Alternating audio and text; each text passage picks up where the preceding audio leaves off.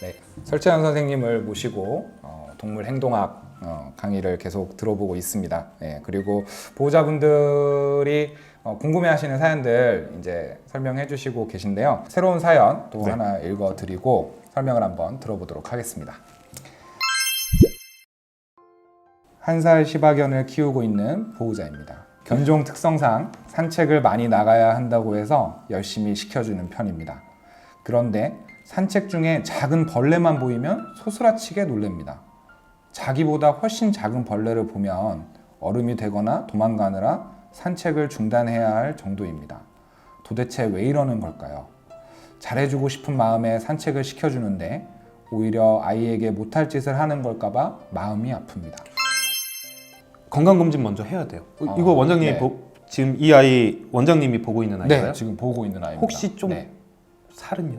살은 되게 호리호리한 편이고요. 호리호리해요? 네, 마른 편이고요. 네. 지금 이제 1살 지나서 1살 기념 건강검진을 그 기본적인 혈액 검사와 엑스레이를 찍었을 때는 간 수치가 약간 높은 정도? 콜레스테롤은요? 콜레스테롤은 괜찮고. 괜찮고.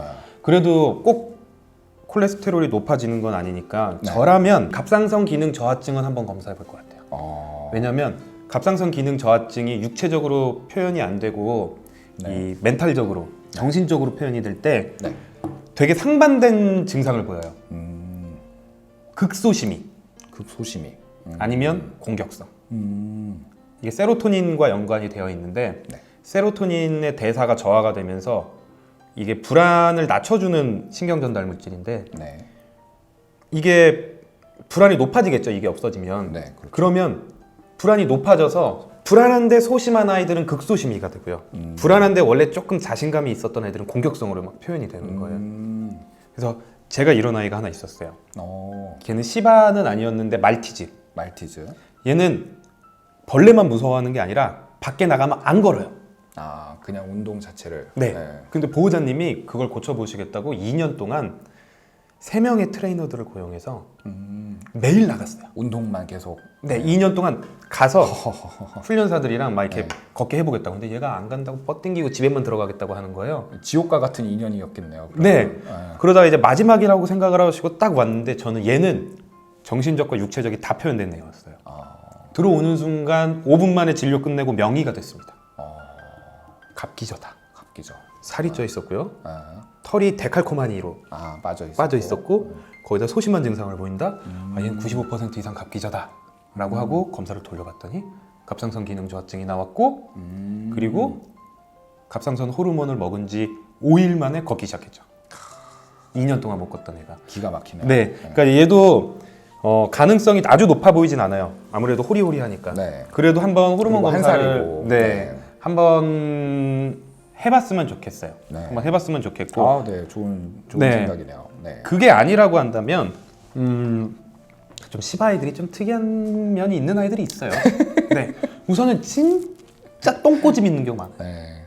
고집 똥꼬집. 네. 네, 그리고 약간 강박 증상 있는 아이들도 있어요. 그렇죠.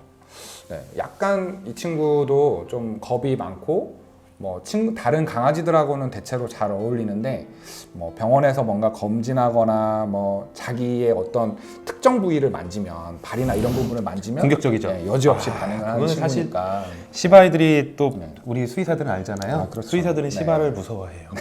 네, 수의사들은 시바를 무서워하고. 네, 참 평소에는 애교 많은데 네, 맞아요. 꼭 이 앞다리나 발 쪽, 이쪽 털 쪽을 만지면 여지없이 이제 그런 반응을 보이더라고요. 네, 그래서 이제 그런 부분들은 있기는 합니다. 네. 네. 이제 뭐 요 사연 같은 경우에는 제가 이제 진료를 받으리고 있는 상황이어서 다시 한번 이제 그런 건강에 대한 부분들 좀 같이 챙겨보도록 노력을 해야 될 것 같고요. 그리고 또 무엇보다도 이제 산책이라고 하는 건 원래 이제 많이 처방하시잖아요. 산책을. 네네네네. 네. 그래서 이 산책을 좀 즐겁게 하지 못한다고 하기 때문에 그래서 좀 안쓰러운 것 같아요. 네.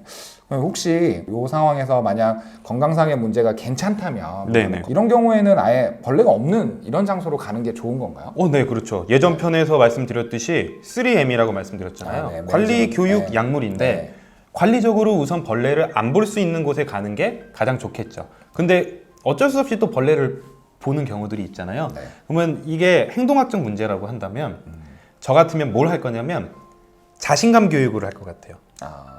자신감 교육. 그리고 클리커 교육을 해서 자신감 교육을 할 것 같은데 유튜브에서 프리 쉐이핑이라고 쳐보시면 강아지들한테 자신감을 높여주는 교육들이 있어요. 별거 아닌데 무서워하는 물체 같은 거를 가운데다 놓고요. 우선 벌레로 하면 안 되겠죠.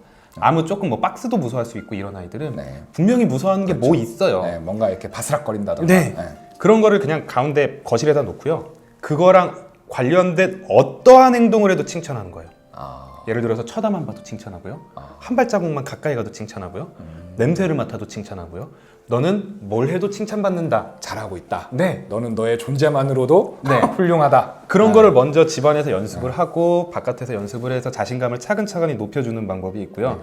그리고 바깥에서 보호자가 안심을 주면, 그러니까 보호자가 나 우리 엄마 아빠만 쫓아다니면 무서울 거 하나도 없어 라는 인식을 심어주면 이런 것도 좋아지는 경우가 있어요. 한번 생각해보면 어렸을 때 믿을 만한 사람이랑 같이 가는 것과 좀 약하고 믿지 그렇죠. 못하는 사람이랑 같이 가는 거랑 어린아이들이면 더 달라지잖아요. 지금도 그런데. 그러니까 강아지들한테 보호자가 되게 좋은 리더가 돼야 돼요. 너는 나만 따라다니면 저런 거 안 만나도 돼. 무서워하지 않아도 돼. 문제 하나도 없어. 그러니까 약간 리더십 있는 산책 교육을 해줘야 되는데 그것 중에 가장 첫 번째가 이것도 교육을 받아야 되지만 도구를 통해서 바꾼다고 한다면 저 같으면 핸즈프리 리시스라고 해요. 허리에 매는 리시. 손에 들고 다니는 리시 말고요. 네. 허리에다 매는 리시를 하게 되면 가장 처음으로 보호자가 안 끌려다녀요. 이건 신기하게도 손에 줄을 잡았을 때랑 허리에 줄을 감았을 때랑 완전 차이가 나요.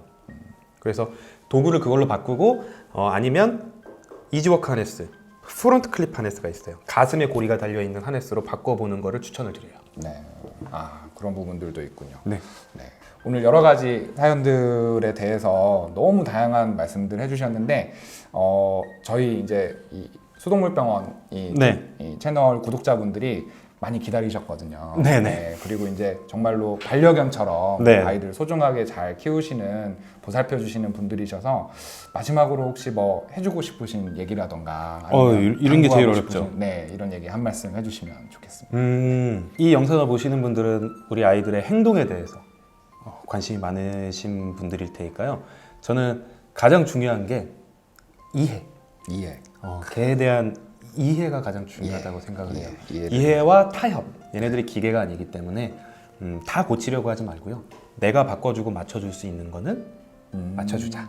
그거는 해주고. 네. 이런 마음가짐만 가져도 벌써 반은 반려동물이 된 거다. 라고 말씀을 드립니다. 네. 감사합니다. 네. 오늘 순서는 여기서 마무리하도록 하겠습니다. 네. 감사합니다.